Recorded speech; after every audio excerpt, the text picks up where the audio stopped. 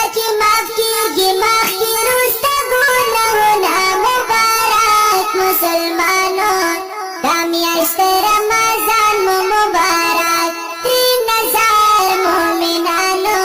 لوی فضل د سبحان مو مبارک گرانا اول حصہ کی رحمت مبارک مسلمانو دا میاشت رمضان مو مبارک دویم حصہ کی برکات ترې نظر مؤمنانو لوی فضل د سبحان مو مبارک آخر حصہ دی بچ کبینا زبونو مبارک مسلمانو دا میاشت رمضان می مبارک نتظر مؤمنانو